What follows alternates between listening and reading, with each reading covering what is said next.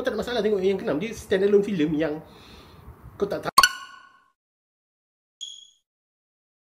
Alright, Assalamualaikum dan juga salam sejahtera. Hai, kembali lagi ke Zah Vlog. So, hari ni kita nak buat sikit review tentang sebuah filem terbaru di program, iaitu filem Final Destination Bloodlines. Filem ni baru saja aku tonton tadi bersama dengan rakan-rakan influencer yang lain. Tonton premiere, okay, gala premiere oleh Warner Brothers. Thank you so much kerana invite kita orang. And Bloodlines, filem yang ke-6 di dalam franchise Final Destination. Dan kalau sesiapa Gen Z kot yang tak pernah dengar ataupun tak tahu kewujudan Final Destination ni, dia sebuah filem yang memang mencetuskan satu pop culture yang membuatkan kanak-kanak boomers ataupun Gen X semua ni yang akan fobia dan juga takut dengan pelbagai perkara. Contohnya macam kalau nampak kat kereta, tengah bawa kereta kat highway, tiba-tiba ada lori balak, dia macam ada satu macam baik aku ke tepi sikit. So dia ada benda tu, dia macam filem tu menjadikan satu generasi tu trauma dengan apa yang kita hadapi everyday life ni kan. Sorry, bunyi motor. So Bloodlines ni pula cerita apa? Seperti mana yang kita pernah lihat filem pertama sampailah filem yang ke-5, basically 1 sampai 5 jalan cerita dia lebih kurang sama, cuma beza dia adalah cara dia orang mati. Dan juga ada twist sikit di sini dan di sana, tapi dia tak adalah terlalu major. Okay?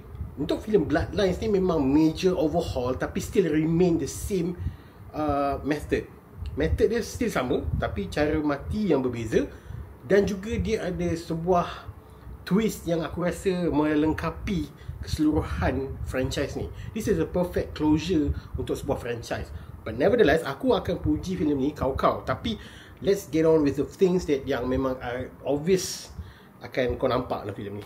First, intro dan juga outro filem ni, CGI dia sucks gila. Masa awal intro dia adalah flashback waktu mak dia punya session kan. So waktu tu memang CGI teruk gila sebab yelah, the whole thing is made up. Dan pada penghujung filem pula, waktu diorang ending filem tu memang agak nampak messed up sikit dengan CGI. But overall, okay, kita get on with the good things about the film. Ada satu yang tak suka. Ada certain lakonan yang agak macam terlalu cringe, bagi aku macam tak kena. Tapi aku faham je sebab benda ni memang selalu berlaku dalam filem yang pertama sampai filem yang ke-5. Memang ada je benda tu. Cuma yelah, aku ingatkan diorang tak nak ubah benda ni, tapi memang itulah signature diorang. Okay, what's good about Final Destination Bloodlines? Story.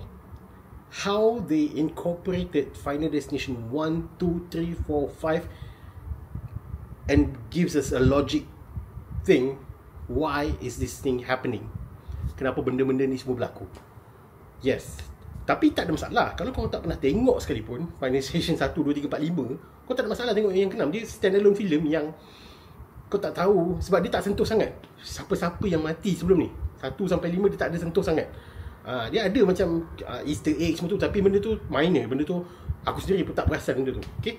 Tapi untuk orang yang tak pernah tengok Final Destination, kau akan enjoy gila babi tengok filem ni juga. But fair warning, cerita ni memang 100% tanpa cut, tanpa zooming, tanpa ada blur, blur ada satu je, iaitu dia tunjuk fuck. Masa tu dia blurkan sikit je. Tapi overall dia tak ada zoom, dia tak ada cut, dia tak ada apa-apalah, dia tak ada cut langsung lah. Filem ni memang 100% 18 and above punya viewership. Dan dia tak ada cut. Thank you so much kepada LPF sebab lepaskan filem macam ni. So aku nampak dia macam satu progression lah. Sebab sebelum-sebelum ni kalau tak silap aku ada tau Final Destination yang sebelum ni yang tak dapat masuk Malaysia. Aku rasa ada satu filem, aku tak ingat yang mana satu, tapi mungkin lah, ataupun instead dia tak nak jeopardize apa-apa cut, dia tak nak masukkan langsung ke apa kan. So selain daripada tu, dia punya jalan cerita was quite interesting sebab dia secara overall benda tu is such a history since nenek dia sampailah ke dia, kenapa benda tu berlaku dan macam mana diorang nak solve benda ni. Macam it's quite logical untuk franchise ni, sebab franchise ni memang ada banyak kali momen-momen yang diorang cheat death. Yang ni pun ada juga. Tapi yang bezanya kali ni, it's like dia relationship. Benda tu yang aku perasan diorang tak sentuh daripada 1, 2, 3, 4, 5. Dalam kali ni punya filem yang ke-6 ni, aku rasa ni filem yang terakhir kot. Diorang dah tak akan buat apa ni sebab Tony Todd, karakter yang sentiasa muncul di dalam setiap siri Final Destination, filem ni pun dia ada muncul juga. dah meninggal dunia. Kalau tak silap aku tahun lepas dia meninggal dunia. So memang it's a kind of like tribute to him lah untuk filem ni kan. And apa tadi aku cakap, aku baru perasan 1 sampai 5 tak ada sekumpulan family yang cuba survive. But this time it's actual family. Satu keluarga tu memang diorang ni akan mampus setiap satu. So bezanya kali ni diorang ada that element of family, bukan family friendly, heartwarming punya session lah di antara mereka ni. Dan yang paling pelik sekali, kali ni ada banyak gila jokes yang unintentional. Diorang tengah takut, tapi at the same time kita pun tergelak tengok benda tu. Sebab dia macam ada banyak moment lah kau akan tergelak tengok tingkah laku diorang, sebab diorang berjaga-jaga benda tu macam kelakar. But at the same time kau tengah ready juga, kau tiba-tiba mati ke apa kan. And as compared to all of the Final Destination punya filem, kalau aku nak compare death setiap yang berlaku di dalam filem Final Destination Bloodlines ni, aku rasa dia on the above mediocre punya session lah. Dia one of the many death yang aku akan ingat sampai mampus. Macam yang lori balak tu, okay, one of it yang tu. Dalam filem Final Destination Bloodlines ni aku boleh ingat 1, 2, 3 moment death yang aku macam aku tak boleh nak brain. Sebab benda tu memang aku pernah pakai benda tu.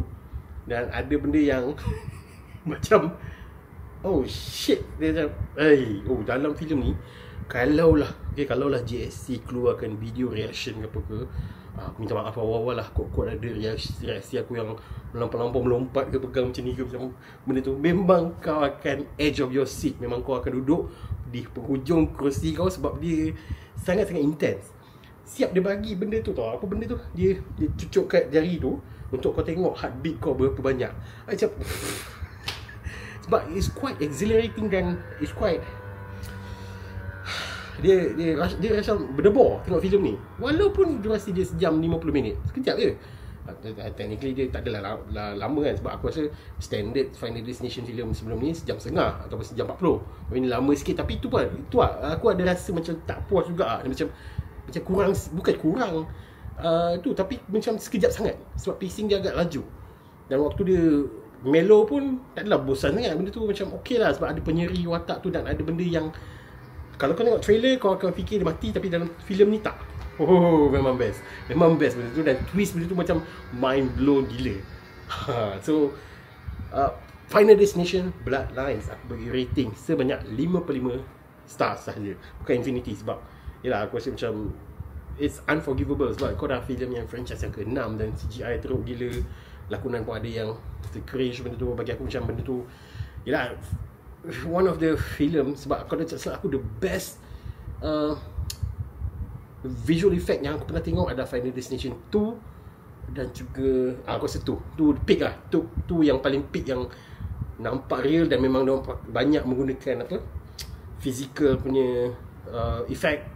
So heads off to Final Destination yang kedua. Dia punya sequence mati yang tu macam mind blown gila kan. So kalau korang nak tengok filem Final Destination Bloodlines, sangat recommended pergi tengok ke Pawagam. Apa pandang guys? Tinggal ke komen bawah.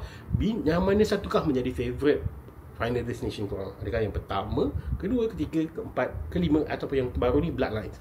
Cuba kongsikan pendapat korang kat bahagian komen. Itu sahaja untuk hari ini. Thank you very much for watching. Jumpa lagi pada Zaflo yang akan datang. Thank you.